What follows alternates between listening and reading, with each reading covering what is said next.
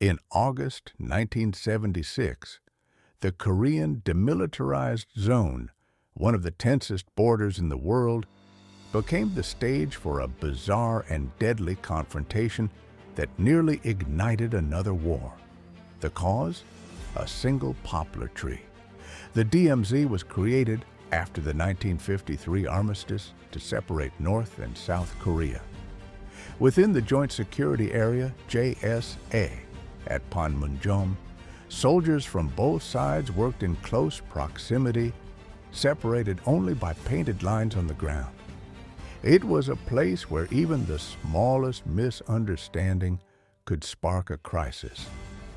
Near the bridge of no return stood a large poplar tree, roughly 80 to 100 feet tall, that blocked the line of sight between a United Nations command checkpoint and Observation Post 5. In such a high-risk environment, visibility was vital for security. After repeated concerns, U.S. and South Korean forces decided to trim the tree's branches to restore the view. On August 18, 1976, Captain Arthur Boniface and First Lieutenant Mark Barrett led a team of U.S. engineers and South Korean soldiers to carry out the task. They were aware of the tense atmosphere in the JSA, but the mission seemed routine. That changed when Senior Lieutenant Pak Chul, a notoriously aggressive North Korean officer nicknamed the Bulldog, arrived with more than a dozen men. Pak demanded they stop immediately, claiming the tree had been personally planted by Kim Il-sung and was sacred to North Korea. Boniface ignored the warning and instructed his men to keep working. Tensions escalated rapidly.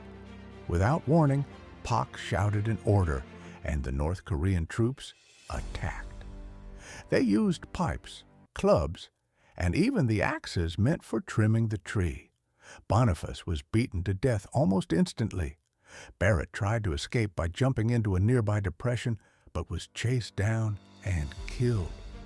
Several other U.S. and South Korean personnel were injured before the attackers withdrew. The killings were a blatant violation of the armistice and a deliberate act of provocation. In Washington and Seoul, leaders faced a dangerous dilemma. Any response risked escalation, but inaction would signal weakness. The solution was a display of overwhelming power that would deter further aggression without firing a shot. The plan was dubbed Operation Paul Bunyan.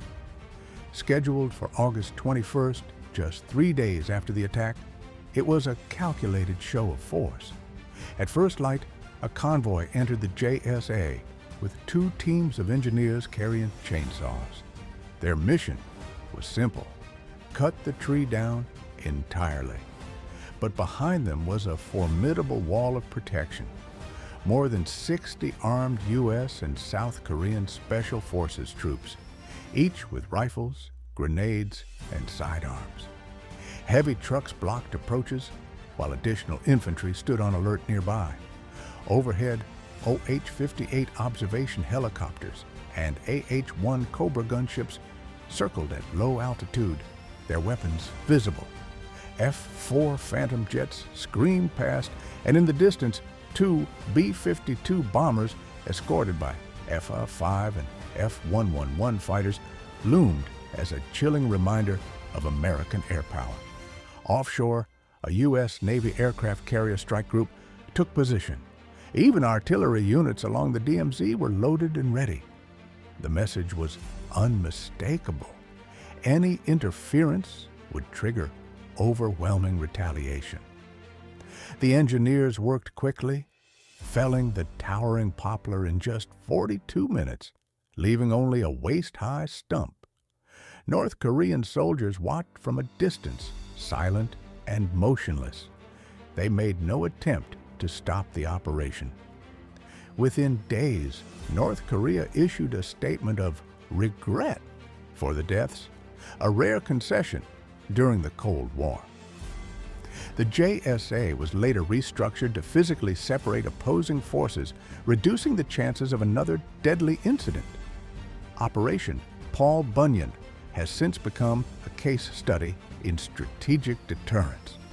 It was a moment when overwhelming strength prevented a potential war, turning what could have been the opening act of a conflict into a display of controlled resolve.